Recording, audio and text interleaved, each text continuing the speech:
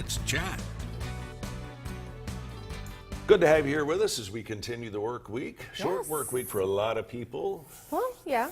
Not for us. Nope, not for us. But a lot of folks, this will be the final day of the work Yes. week before they Happy begin Thursday. the Memorial Holiday Weekend. Yeah. Hank Lucky Williams Jr. Everybody knows Hank. Yes. Hank? I have to do a disclaimer that my husband is not affiliated with this story. Okay, all Because right. he would love to have this item that we're going to be talking I about. think everybody would, especially if you're a gun nut, as is Hank Jr. Hank has lost a family heirloom.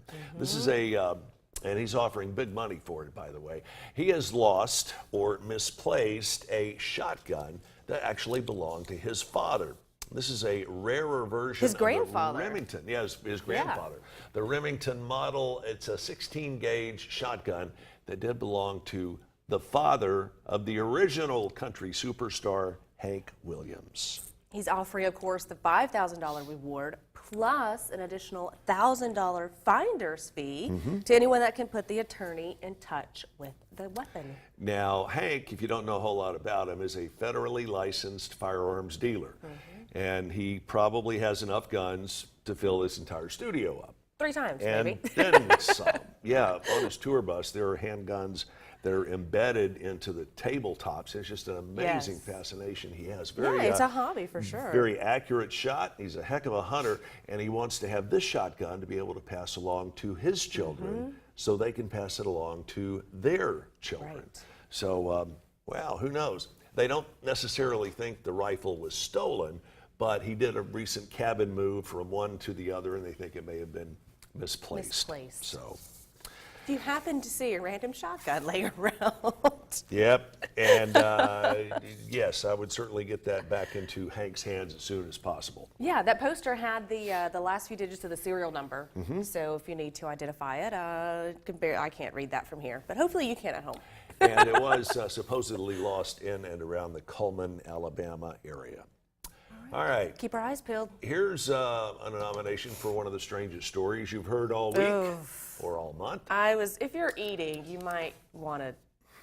Yeah, I don't know. Kind of that disclaimer of the footage I was you're about hungry to see until is I read disturbing. this.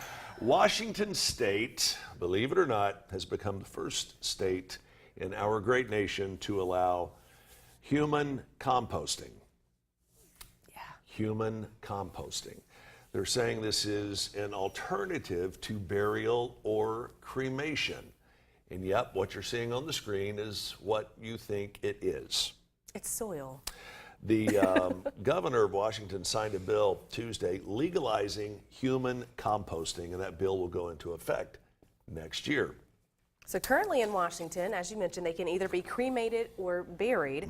Now the process of recomposition provides a third option that actually speeds up the process of turning deceased bodies into soil, which is of course colloquially known as human composting. Yep. They describe the process as a, quote, contained, accelerated conversion of human remains to soil. Ashes to ashes, dust to dust. They cover the body in natural materials, straw, wood, things like that. And over the course of about 3 to 7 weeks, it breaks down into soil. Yeah.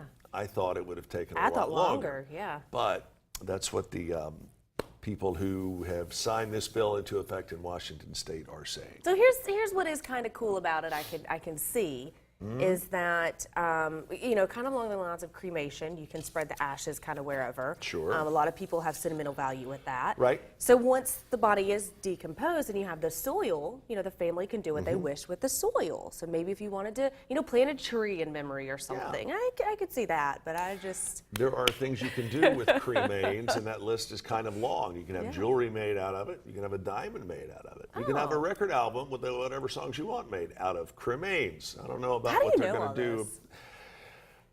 Don't even ask. On to happier news. Some people go to pretty decent heights to make their wedding day a memorable one indeed. Others go a little deeper, a little mix lower. of both as well. We want you to meet this couple named Robert and Francis. They tied the knot in a New York City subway over the weekend. It all happened while the Q train was on its regular route. Of course, the subways have to carry on as normal. The couple say they chose this particular train because of its skyline views. Now, the actual I-do's took place as the train crossed the Manhattan Bridge. And it wasn't just the couple and the justice of the peace on the train. There was also a full wedding party, a photographer, and some assistants, and as you can imagine, some of the regular passengers. I would love to have seen what some of the regular passengers' faces looked like when they realized what was happening. You know, they've probably seen weirder, let's be honest. Well, yeah, it is New York. You're right about that. So. If you've ever ridden the MARTA in Atlanta, yeah. Which begs the question, if you had your wedding to do over again, would you do it in a different location?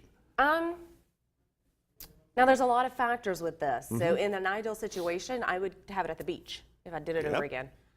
Yep. So the only reason we didn't is travel concerns for family. Really? Yeah, so we stayed closer to home, kind of, you know, for families. But if I had to do it over, I would go to the beach. Yep, I did. Preferably in the Caribbean. I did, and it was wonderful.